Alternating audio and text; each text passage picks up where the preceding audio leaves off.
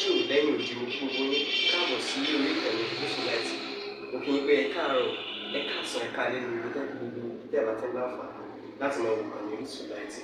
àjíjẹ ara yóò máa jẹun ọlọ́run nípa ìṣẹ̀ṣẹ̀ gbogbo wa ojú tẹ̀ fún wò wá àti títẹ̀ fún wò wá kò sì ní fọ́nà ṣe ẹ ṣeun.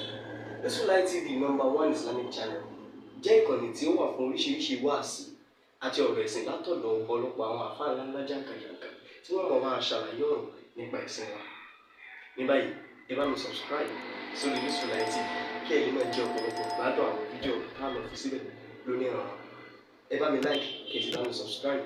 ẹ bá mi share kí ẹ bá mi comment sórí àwọn fídíò yìí kí ṣe bẹ́ẹ̀ kẹ́tì sí. Àwọn alágbè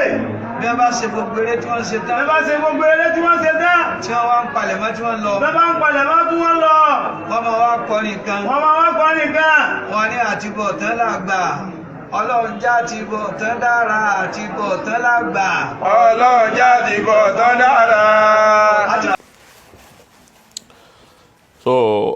ọ̀rọ̀ àtibọ̀tán làgbà tó béèrè lọ́wọ́ mi ẹ̀sìn fi mìíràn. Ayakumullah. Kìí ṣe tí a máa dààmú lé lórí. Kò sẹ́ni tí ó máa yọ pé àtibọ̀tán náà làgbà. Ọlọ́run jẹ́ àtibọ̀tán oníkálukú ọ̀dà.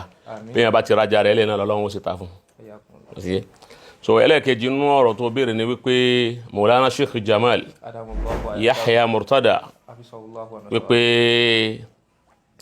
ẹni tí ó wí ní ń sọ wípé tó bá jẹ́ pé bí àfa Sheikh Jaqmal ṣe rí wọn iná tó bá jáwọn látọ̀bọ̀tán àfàyàyà ni a jẹ́ pé wọn láti bọ̀tán ìgbà tí ó wà sọ̀rọ̀ wá nítorí pé wọn parí ní Cairo àfàyàyà tí Sheikh Jaqmal ń jẹ́ àtibọ̀tán àwọn tá a wí náà Sheikh Yahya náà parí ní Cairo. Allahu akbar. Sheikh Adamu tí ń jẹ́ àfa àwọn náà òkè ń Cairo. Allahu akbar. Baba Mudiru náà òkè ń Cairo. Allahu akbar. Ó ti yé èyàn òkè wọn akéwún Cairo kí wọ́n fi wo àtibọ̀tán káàrẹ̀ ní òkèwún Cairo tọ́já sí wípé kéwọ́ wọn parẹ́ máa láàrin bí omi ẹ̀wà. La ilaha illallah. Maulana Sheikh Jaqmal Yahya Murtada ẹn tó fà á tí wọn ò fi parí Cairo torí ẹn tó jẹ́ khalifa Baba Mudiru tó ní Lagege àwọn parí Cairo kódà àwọn tó ń ṣiṣẹ́ ń bẹ̀. Gẹ́gẹ́ bẹ́ẹ̀ náà ti sọ wípé àwọn náà bá wọn wá yìí náà sí ọ̀hún iléeṣẹ́ rédíò lọ́hùn. So Maulana Sheikh Jaqmal ẹ mọ̀ kí bàbá Sheikh Yahya àwọn ọmọ tí wọ́n bí pọ̀ gbogbo wọn ni wọ́n sì jọ wọn ó ti yé náà àmọ́ nǹkan kọ̀ọ̀kan ló ń kálukú mú lára Sheikh Yahya ẹni tó wá mú bí bàbá Sheikh Yahya ti sọ ọ̀rọ̀ bí wọ́n ti gbé kalẹ̀ bí wọ́n ti sọ ó ti yé báwọn láti là àti láti kànkó àti láti má bẹ̀rù nǹkan kan wọn bẹ̀rù kílẹ̀ oṣù láyìí là bàbá Sheikh Yahya rí pé nínú gbogbo ń táwọn bí ẹni tọ́lọ̀ ní ó mú yín wùnú ó ń kálukú náà mú nǹkan tí wọ́n mú àmẹ́ni Ọlọ́run ní ó mú yìí wùnú ni àsìkò náà tí báyìí tí ò yé ni pé ńgbà tí bàbá múra tí Ọlọ́run múra pé òun bọ̀ wá dọ̀ mi ní ti ń fara hàn wá tí ń bá wá kú tán tí wọ́n ẹsẹ̀ máa ránṣẹ́ sọ́mọ mi wípé ìgbà wọn sì ní kò sí fóònù báyìí ọgbọ́ tí fóònù bá ń bẹ ni fóònù wọn fi pè wọ́n wípé ọyá Jaqmal máa bọ̀ wálé kọ̀ wá sí fóònù bàbá Sheikh Yahya wá wọnú àṣírí tí àwọn àgbàlagbà fi kalẹ̀ tí ń jó kọ́ Ọlọ́run àṣírí wọn làwọn fi wá fóònù Ọlọ́run pè wọ́n pé tọ́ gbogbo bí Jaqmal bá wà gbogbo tí ń bá ń ṣe kó filẹ̀ kọ́ máa bọ̀ wá torí ẹni ọba mọ̀gbà náà dídé tí wọ́n dénjọ́ náà ẹ̀ mọ̀ wípé ẹni yìí kì í jẹ́ pé wọ́n lọ́fẹ́ wálé ó ti wá wọn fà á ni so kọ̀ wá pẹ́ sígbà náà ni Maulana Sheikh Yahya wá kú ló fi ajá sí pé àwẹ̀ tó tẹ̀lé gan-an ọmọ wọn gan-an lọ́wọ́ àjòkó tí Maulana Sheikh Nakibul Asrabi fi dé tí wọ́n fi wípé ajá sí pé Sheikh Yahya ò kú nígbà wọn gbọ́ wá sí Sheikh Jaqmal ara ń tà ń pè ní àtibọ̀tán lágbà ìtumọ̀ rẹ̀ náà nù Ọlọ́run jẹ́ àtibọ̀tán ọ̀dà bí wọn bá wá ní irú Sheikh Jaqmal yìí láti máa wípé ẹ̀yìn Sheikh Yahya ọ̀dà àrùn ajẹ́kúntàn wọn ò mọ ìtumọ̀ tí wọ́n ń pè ní àtibọ̀tán nù ni wọn gbọ́ yín wọn dáadáa so ẹlẹ́ẹ̀kẹta níbẹ̀ ni wípé Maulana Sheikh Yahya Ọlọ́run ṣe dáadáa fún wọn púpọ̀ àtibọ̀tán Sheikh Yahya nínú gbogbo ọmọ kéwù Sheikh Adam kọ̀sẹ́ni ó ti nírú ẹ̀ àtibọ̀tán Sheikh Yahya nínú gbogbo ọmọ kéwù Sheikh Adam ẹnìkan kan ò tí ì nírú rẹ̀ torí Sheikh Adam kú ó ti yé báwọn wọ́n kú ní 92 Sheikh Yahya lo ọdún mẹ́ta lẹ́yìn ìgbà tí àfa àwọn kú àwọn náà kú tí Sheikh Adam jẹ́ 31 years lọ́dún yìí tí Sheikh Yahya ó máa jẹ́ 28 years òun náà ń lọ 95 náà Sheikh Yahya kú so ẹni wá lò 28 years ẹ wo Ọlọ́run ti wá ṣe bí ìgbà tó já sí pé bàbá náà ń bẹ nínú ilé pé ẹ̀yọ́ ọmọ ẹ máa ṣe èso ó ti yé àtọ́dún lọ́mọ rẹ̀ bàbá Sheikh Yahya wọ́n lè ti wá bẹ̀rẹ̀ 28 years náà ni wọ́n ti bẹ̀rẹ̀ tí jí sí Ọlọ́run lérí khalifa bàbá wọn náà ẹni tí ó bá wá takò ọ̀rọ̀ Sheikh Jaqmal ayakunla ẹ sì gíní kan kún fún wa bẹ́ẹ̀ ṣe ní àwọn ọmọ Sheikh Yahya bó ti mú nǹkan kọ̀ọ̀kan ẹnìkan nìkan ló pa gbogbo wọn pọ̀. nǹkan ẹyọ kan ó ṣeun mo ti sọ rí pé nǹkan ẹyọ kan tó pa wọn pọ̀ náà ní zuru ìtàn pé láti bọ̀ tán náà nù Sheikh Yahya wá ayé kí àwọn ọmọ rẹ̀ ní ó sì wáyé bàbá Sheikh Yahya bọ́ saṣọ ẹyọ kan náà ni bàbá lè wọ́ lọ wá sí mẹ́wàá wọn àwọ̀ bùbọ́ ọ̀tọ̀ agbádọ́ ọ̀tọ̀ kọ̀m̀bílẹ̀ agbádọ́ ọ̀tọ̀ bùbọ́ ọ̀tọ̀ ṣòkòtò ọ̀tọ̀ bí wọ́n ti wọ̀ náà ẹni ọba mọ̀ wọn bí Sheikh Jaqmal náà ti wá wọ̀ ọ́nù ni bàbá Sheikh Dawud Alfa ńlá níjó ní yìí tá ń ṣe fidawu Mawlana Sheikh Adam Yahya Lagodi bàbá Alfa ńlá wa ń sọ wípé bí Sheikh Jaqmal ṣe ń kọjá lọ kọjá bọ̀ àwọn arántí Sheikh Yahya wípé eléyìí a ṣe wá kó bàbá rẹ̀ tán báyìí ọgbọ́ ní tí wọ́n ń pè láti bọ̀ tán nù pé kí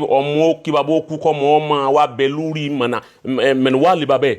òun lẹ̀mí fi gún lẹ̀mí fi tọ́jọ́ tó bá yẹ pé àwọn ọmọ Sheikh Yahya nìṣẹ́ bá ń ṣe fáwọn náà yín kí àbí wọ́n ń lọ lè ṣe gbájú ẹ̀ àbí wọ́n wọ ayé mọ́yà aláma yí pé àti bọ̀ tán Alhaji Yahya ọ̀dà sẹ́ni bí wọ́n ti ń rìn hùn ní tí wọ́n fi ń pa àti bọ̀ tán dànù àbí yẹn tán lé wọn. wọ́n ní tí wọ́n fi ń pè àti bọ̀ tán Sheikh Yahya dànù Mawlana Sheikh Yahya Murtada mo sọ wípé inú gbogbo ọmọ kéwu Sheikh Adam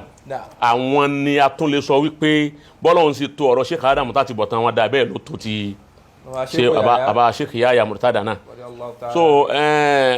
ní mi kàn fẹ́ sọ lédè ọ̀rọ̀ yìí ni pé ọ̀rọ̀ àti bọ̀ tán lágbà ó ti yé báwọn ọ̀rọ̀ tí Sheikh Jaqmal ló bá sọ kì í ṣe Abba Jaqmal tó bá sọ̀rọ̀ gẹ́gẹ́ bí ìṣẹ̀dá àti bọ́lọ́hún ti dá bàbá náà ó ti yé báwọn alápàtà ọ̀rọ̀ ni wọ́n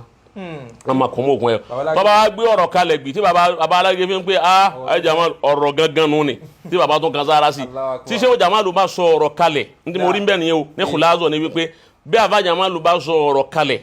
ó ti yé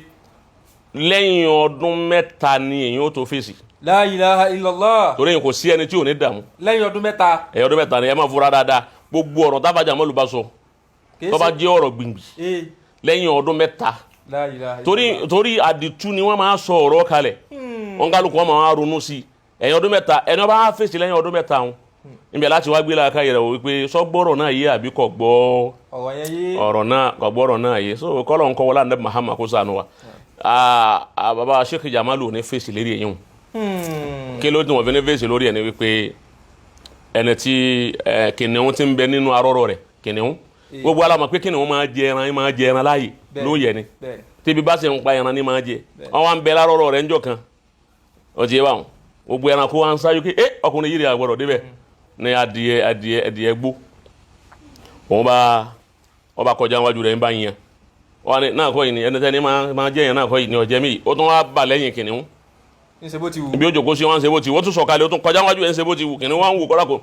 kò fi ṣe nǹkan kan. Allahu Akbar. àwọn ẹranko tán súnmọ́ kìnìún wa lọ lè bá ń gbọ́ lọ tán wípé ìwọ kìnìún aláìda ni òun ṣe pàṣíà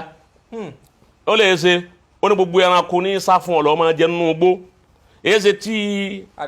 adìẹ gbó kọjá tí ọ̀ wá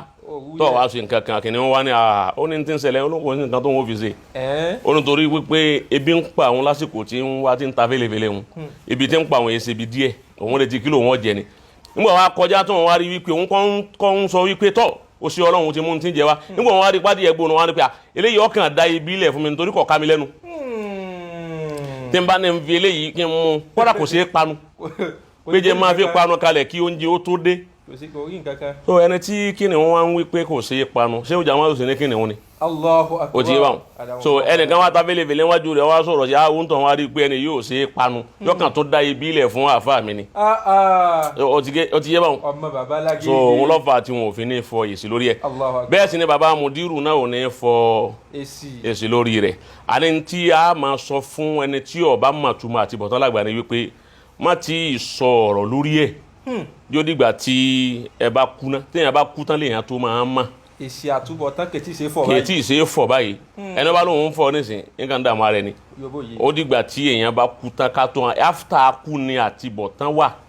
kì í sojú ara wa báyìí gbọ́ látò máa bóyá àtibọ̀tán náà dá àbí kò dá a lè má báyìí so èyí ni fún ọ̀rọ̀ tí ó béèrè kọ́lọ̀ ń kọ́ san ilé san rí.